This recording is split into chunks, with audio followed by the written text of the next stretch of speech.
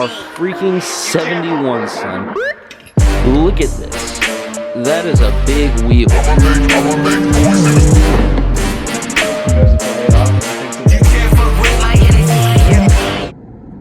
Oh shit. Welcome to Po Boys! I don't have turbos this time, but welcome to Po Boys. Guys, if you did not witness what just happened in the intro, yes, that was Sean's Corvette. This is old footage from a while ago that I'm just now uploading just because of reasons that I figured I'd just now upload it. Yes, if you did see that intro correctly, that was Sean's Corvette, and we were going 170 and we lost all power. So stay tuned if you want to watch that video, because that's pretty interesting. First off, welcome to Po Boys. If y'all want to see how to twin turbo a vehicle and what you need to twin turbo a vehicle and what I'm doing to twin turbo my completely naturally aspirated 3.8 Mustang, and this can be useful on pretty much any car, you basically just have to find the parts that fit specifically to your car. But I wanted to show y'all basically how to twin turbo your car. Let's get into it. So let's start off with the turbo kit, because I know y'all don't know what exactly is in this kit because I've never really shown y'all an in-depth review of what is in the kit. So let me go ahead and show y'all what's in it and what got included and what I've bought on top of it and the things you need to turbo your car. And in fact, twin turbo your car, because we're putting 2 of them hose on there because this is science. You get all of the metal, you get a ton of bends. It's all 3-inch aluminum. I'm doing aluminum 3-inch on the cold side, which is the boosted side. The couplers and the hose clamps, they're like V-band style clamps, but they're just straight. So like, it's good enough. It's good enough for what it is. It's $100 for that kit. I bought 4 J-bends of stainless steel because I want to weld stainless on the hot side. And these are J-bends because it kind of looks like a J. So I bought 4 of those so I can fab up the hot side, and I'm doing twin turbos, so I'm gonna have 1 for that side and 1 for that side, and that should be all I need for the hot side. So I've bought those 2 things. I'm gonna do all the things that I bought first, and then I'll go what came in the kit itself. I bought these Deechworks injectors. These are 650cc. Well, they say 650cc on them, but they were advertised as 630cc and 60-pound injectors. But the actual injectors themselves say that they're 65-pound and 650cc. So I need to figure out what they actually are. That came with a flow chart and whatnot. These are like $400. This kit right here is a BBK kit. It will work with the 85, but I'm gonna end up doing an inline one later on. But right now, this will just get me going for right now. It's 300 liters an hour, and that's good for like 800 horse at the flywheel. And I'm not gonna be making anywhere near that on the stock motor because it will blow a rod off the side of the block, or it'll just push the head off because they're really bad with heads on this motor. All right, other things that I've ended up buying is a boost gauge. You can see right there. Obviously, there's no backlight on it, but you have vacuum pressure and boost up to 30 pounds. This boost controller, one of those little manual eBay boost controllers, because Po Boys, we're doing it cheap on this. Literally, you don't even need a boost controller. That's just for extra boost, but I want to be able to have extra boost if I need it, if I'm just running off a wastegate pressure. So I want to be able to turn it up if I have the opportunity to, and this is the cheapest way to do so. Basically, it gives me a little bit more tuning capability than I would have normally had. I can turn the boost up. And here I have AN lines and fittings out the wazoo. Literally just all of them. You want an AN line fitting, like we got them in here. Pretty much just the turbo kit setup. We got 6AN, 4AN, 8AN, 12AN, just between a few different things and lines that I have between the whole kit. But those I ended up buying. This is a high performance thermostat for the V6 Mustang. You're gonna want that if you're gonna be running boost, because you want the thermostat to open a lot faster than it would normally have, so it can keep the motor cooler. This is the rest of the kit for the boost controller. Inside of here is a one-way valve and then the vacuum lines that come with it. Also, stainless V-bands. If y'all don't know how V-bands work, you literally unscrew them. Now you can see how that works. And then this will weld to one side of your pipe, and then this will weld to the other side of your pipe, and then that connects the 2 pipes together. This band slides on, and it clamps on like that, and then you put that nut on there whenever it goes through the hole. Pretty easy. V-bands are simple. If you don't know how those work, now you do. These ones are stainless because I'm gonna be running V-bands for the hot side, which is the exhaust side of the turbos, and I'm gonna be running these little couplers for the cold side, just because it's a lot easier for doing it for the first time. In here I have Permatex gasket sealer, which is really good for turbo applications, so you don't have to have the gaskets and everything. You can get away with using this and not using a gasket on your turbo flange seals and whatnot. Some more 6AN line, probably gonna end up being for fuel, just some more AN stuff.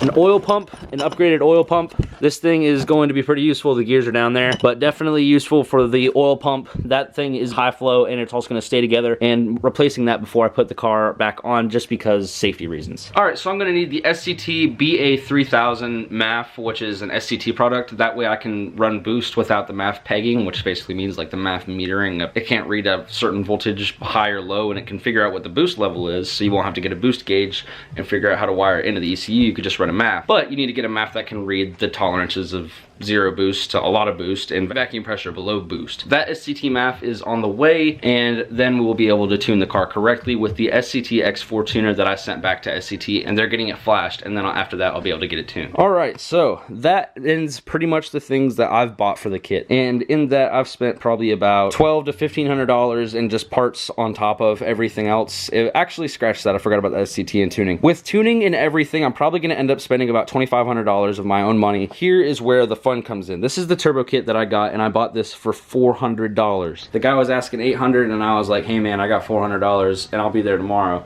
This was before I had a New Edge Mustang. In fact, funny story, I actually bought the turbos for the Mustang before I bought the Mustang. Back like in the Yeet days, I paid on PayPal the guy for the turbos $400, and then I bought the Mustang, and then I went and picked up the turbos.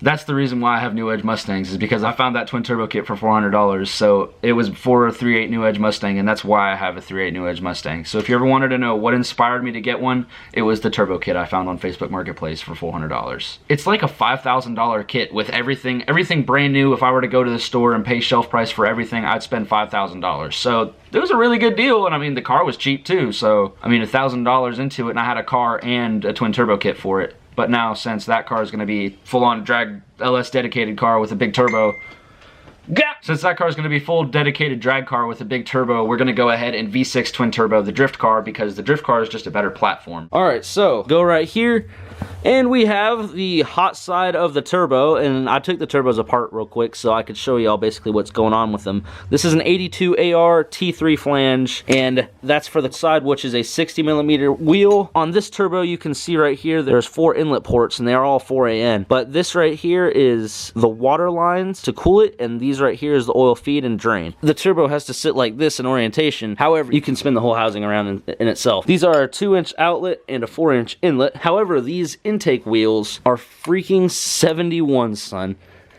Look at this. That is a big wheel. Like, I know it might not look like it. That's my hand, and I have some pretty daggum big hands. So that's pretty wild. That's a big wheel. I wasn't expecting a wheel that big on a turbo like that. Those are gonna be 71s. Hopefully we can spool those things up with that little V6. But we got 2 of them, of course. 2 tile wastegates, and wastegates are pretty simple. I actually already took the springs out of them because I wanted to see what was in there. But wastegates work like vacuum pressure. They have a valve on the bottom side and the valve on the top side. The top side's for a boost controller, and the bottom side's just for vacuum. This right here is a blow-off valve. Same premise. Basically put it on the cold side. The difference between wastegates is wastegates are on the hot side, blow-off valves are on the cold side. When you increase boost, you adjust the wastegates. That's a lot of the things that people say, like, oh, I'm gonna get a performance blow-off valve. That really doesn't do anything. The blow-off valve really just relieves pressure after you let off the throttle, so the boost doesn't overboost your car, because when you let off the throttle, it gives it less gas, but if it's still giving it more boost, then it'll lean out and blow up. I said wastegate pressure earlier. I meant to say wastegate spring pressure. What this is a spring. What this is a wastegate. And the spring goes inside of this little thing right here. There's these little Allen bolts right here that you take off, and then you just put this spring inside, compress it back down into the diaphragm. Let me explain this to y'all. I'll just make it easier by explaining it. Wastegate, blow-off valve. Both of these lines are hooked to the same vacuum line. I am going to blow whenever the wastegate receives vacuum or not enough boost pressure, it stays closed. But as soon as it gets enough boost, then it will open up, which is why I can push it. If I have this spring in here, the spring is what basically tells you how much boost you're gonna get.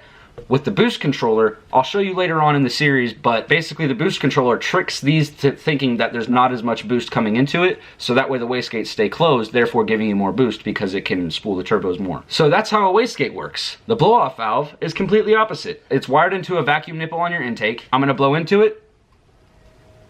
Nothing's gonna happen because it's completely opposite of a wastegate. So if I suck into it now, you could see it opens, because blow-off valves are designed to blow off the air that are inside of your engine. So literally, you're not in boost, the engine takes away the fuel because, so it wants to keep the best air-fuel ratio possible, But in order to do that, you need to have something blowing off all of the air that those turbos spooled up while you were in boost, because you just let off the throttle suddenly, and then you hear the 2-2-2-2 sound, which is literally this valve opening up. That is your 2-2-2. It's just going 2-2-2. You know what I'm saying? Just a lot faster. And whenever it lets off the pressure is when it blows off, because it's the exact opposite of wastegates. And both of these have springs. And both of these have springs on them you set to a certain boost pressure that you would like. This right here is a Treadstone 1000 horsepower intercooler. This thing's actually 520 bucks. It has two 2.5 inch intakes, a 6-inch core, it's air to air. This thing is made for 1000 horsepower. It's like 1450 CFM and built for like over 150 PSI of boost. And it's got a 3-inch outlet, and it's actually made for Mustangs as well. Also that came with the kit is a water line. This is a tap for the water line, but we'll figure something else with that out later on. Just some more little AN line stuff. That wasn't like that. I just put those together so I could save all those fittings that I had without losing them. And I end up using these lines right here. Ignore that light bar that's going on Scoot. And then the drain system right here. And you have seen these headers before because I've had these on video. There's wide bands in there, which those are pretty expensive themselves. There's the wastegate flange, which those are also, they're probably about 20 bucks a pop. And then a T3, T4 flange, which is also about 20 bucks a pop. The fabrication of the headers and the actual titanium exhaust wrap is pretty expensive, and it came with both headers. So everything you see there, I have probably about $3 tied into, and it's a $6,500 pile of parts. So now you can see turbos are expensive, but you can do it a lot cheaper than what you would normally pay if you just went to the store and pressed buy. So always look for a good deal.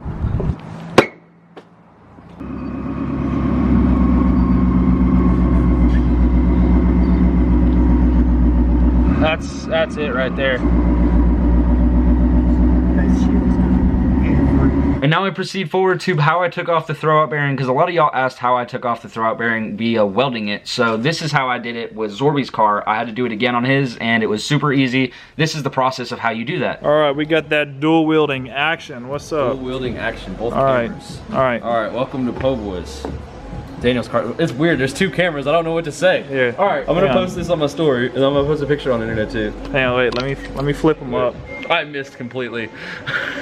What I'm gonna do is basically the same thing I did on the drift car, but I didn't show, but I'm gonna show you on Daniel's car. Basically is welding a nut to the pilot bearing, using a slide hammer, hitting the slide hammer, and it's gonna pull it all right back out. I'm gonna take these pliers right here and hold that nut against there, and literally run a bead of weld here, here, here, and all the sides of that. Then we can bolt that directly into the thing and be solid. What you gonna do for a ground? Eat cake, honestly.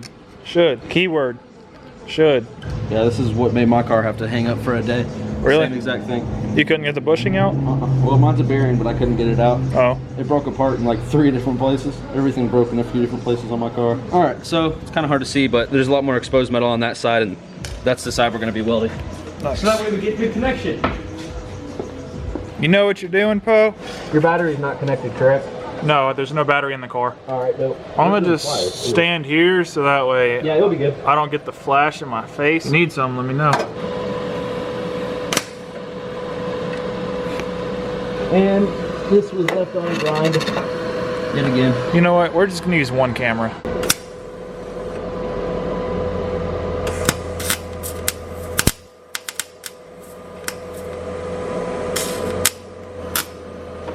Got it? Need more wire speed, more volts. There we go. Yep, that sounds right.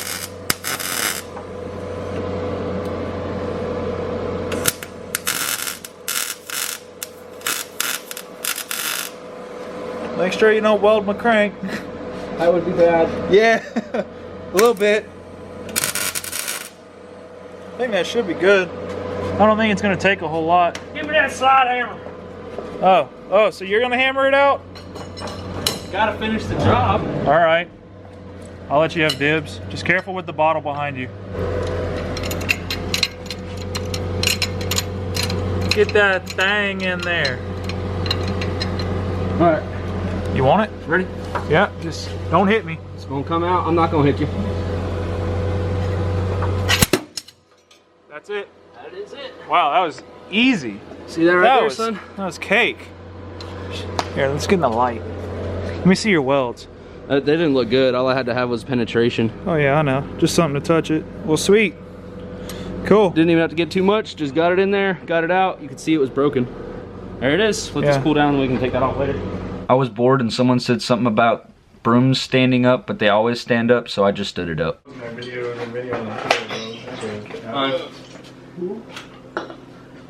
Oh, I don't suggest that. Where the guy goes to shoot for the ball, and like he goes to play it off because he thinks he makes it. Oh, we got it. Oh! Y'all are gonna be confused because this is older footage from a little bit longer of a time ago, and Sean's Corvette is actually under construction right now. It's getting a Fab 9 in it, but Sean's Corvette actually had a problem, and this is why the Corvette had a problem. If y'all saw the intro, this is what that is.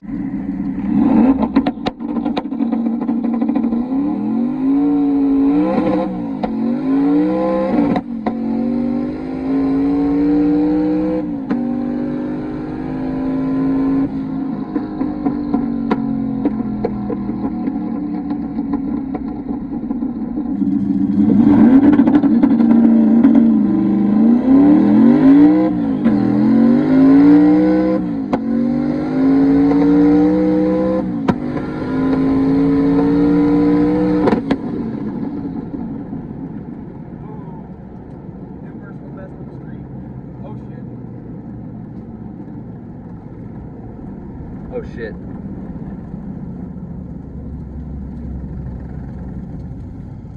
I think you're going straight, dude.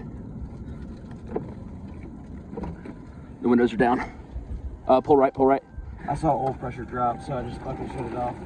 Doesn't look like there's anything out of the ordinary. Hey, it went 970, 155. On the street? Yeah. Daggum, son. You got low oil pressure still. Yeah, that's not what we want to see. That's low.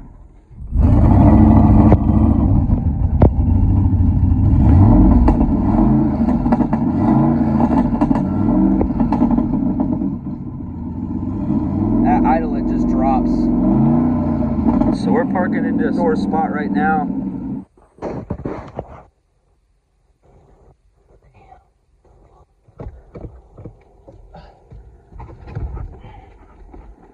That just happened. Get away from these. All right, so that's how that ended up. Yeah. Oh look, he's looking. He's looking at the car. Man, that's cool. So my buddy Walter came in clutch, and he got us with a car because both Sean and I were in his car, and it was like 3 a.m. And Walter was like, "Hey man, I'm leaving work, but you can literally just take my car. Like, just take me home, let me go to sleep, and you can take my car to Sean's house and get his truck and trailer, and then tow the car back." So that was pretty cool. Thank you, Walter. You're an OG, and y'all are about to hear some more stories about that next video because there's something new on the channel, which I know y'all just can't believe that because there's too many new things on the channel right now. Y'all are thinking that I have way too many projects, but this isn't quite a project. This is more like of a, just wait till the next video. Like, trust me on this one, trust me. Wait till the next video. Press subscribe and hit that notification bell so that way you don't miss it. Well, Walter came in clutch. He picked this up, and now he's letting us use his car to pick up Sean's truck and trailer to go pick up his car. Thank you very much to Walter. Do the same for me. No, we definitely would do the same for you. Y'all pick up pictures without me, and I find We'll just bring you, we'll bring you an extra.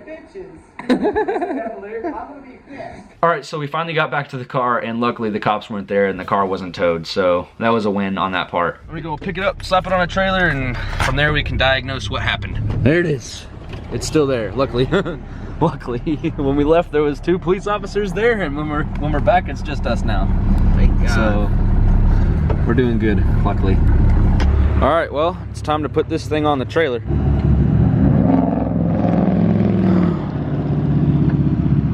That's speed. I wish I had a visual representation of how cold it was.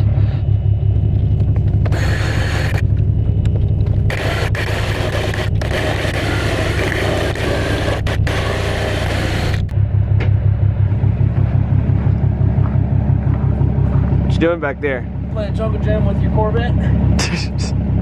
The car's on. Let's go ahead and tie it down. Call it a night. If you like this video, buy merch. If you don't like this video, buy merch. And subscribe, like the video. Thank you very much for watching. Have a great one. Be great. Remember to send it.